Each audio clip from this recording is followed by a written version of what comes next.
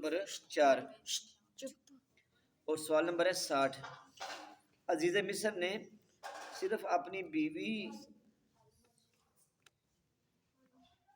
کی بات کرنے کے بجائے ساری عورتوں کے مکر کی بات کیوں کی؟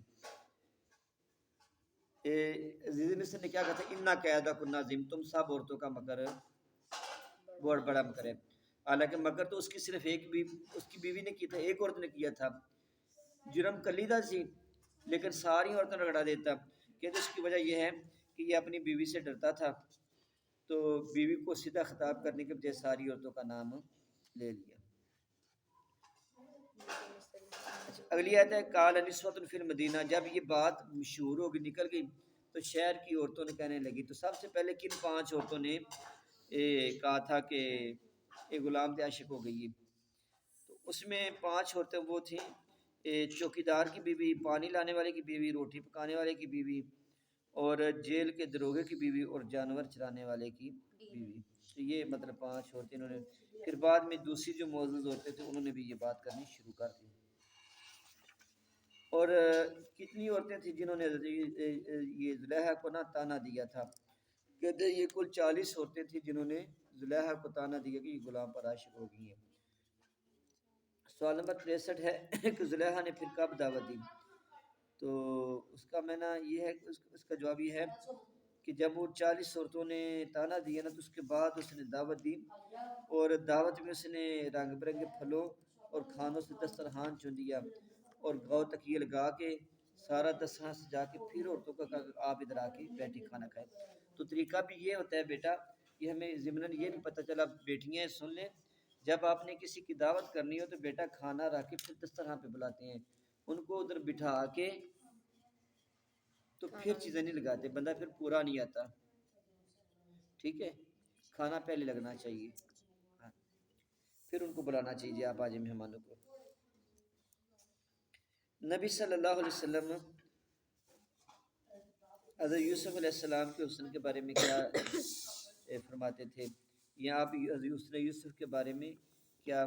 تو اکرمہ کہتے ہیں کہ حضرت یوسف علیہ السلام کو حسن کے اعتبار سے لوگوں پر ایسی فضیلت تھی جیسے چاند کو تمام ستاروں پر۔ اور حضور نے فرمایا کہ میں نے معراج کی رات آسمان پر دیکھا تو یوسف علیہ السلام 14ویں کے چاند کی طرح تھے۔ اور اسحاق بن عبداللہ ابی فروا کہتے ہیں کہ جب یوسف علیہ السلام مصر کی گلیوں میں چلتے تو آپ کے چہرے کی چمک دیواروں پر یوں دکھائی دیتی جیسے پانی اور سورج کی چمک دیواروں پر پڑتی ہے۔ جو مصر کی عورتیں تھیں جب انہوں نے ہاتھ کاٹے تو کیا انگلی کاٹی یا ہاتھ کاٹے اور ہاتھ کاٹ کے جدا ہو گئے یا نہیں؟ تو اس میں یہ تھا کہ ہاتھ تو کٹے تھے لیکن یہ انگلیاں کٹی تھیں اور یہ کٹ کے جدا نہیں ہوئی تھی بلکہ مطلب ادھر تھی۔ لیکن قتادہ کہتے ہیں کہ انہوں نے اپنے ہاتھ کاٹ لیے اور ہر ہاتھ جسم سے جدا ہو گئے تھے، انہیں درد نہیں ہوئی تھی۔ تو اور ان میں سے کچھ مار بھی گئی تھی زیادہ خون بہنے سے، اور ہاتھ اس لیے کاٹے اور درد اس لیے نہیں ہوئی کہ یوسف علیہ السلام کو حسن میں یوں محو ہوئی، ان کے دل سے، ان کے ذہن سے ہر چیز نکل گئی تھی۔ سوال نمبر 65 ہے ہاتھ کٹنے کے بعد زلیخا اور عورتوں کی کیا گفتگو ہوئی؟ زلیخا نے کہا کہ اب بات کرو، تم مجھے کہتی تھی کہ تم یوسف پہ عاشق ہوگی تو تم نے اپنے ہاتھ کیوں کاٹے؟ تو انہوں نے کہا اے زلیخا تو سچی ہے، ہم جھوٹی تھیں۔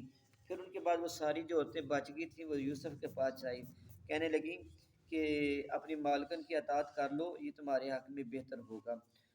تو اگر تم مالکن کی اطاعت نہیں کرو گے زلیخا کی تو تمہیں قید کر دیجیے گا۔ انہوں نے ڈرایا حضرت یوسف کو۔ تو اگلا سوال یہ ہے کہ پھر اس وقت یوسف نے آگے سے کیا جواب دیا جب آزمائش کا یہ وقت ہے؟ تو انہوں نے اللہ سے دعا کی یا اللہ یہ جس برائی کی طرف مجھے بلاتی ہے اس سے بہتر ہے کہ میں قید ہو جاؤں۔ اللہ تعالیٰ نے ان کی دعا قبول کر لی اور وہ قید ہو گئے۔ اچھا بیٹا اگلا سوال ہے کہ آپ نے یہ اسی سوال کا ایک صحیح کہ آپ نے قید کو کیوں منتخب کیا؟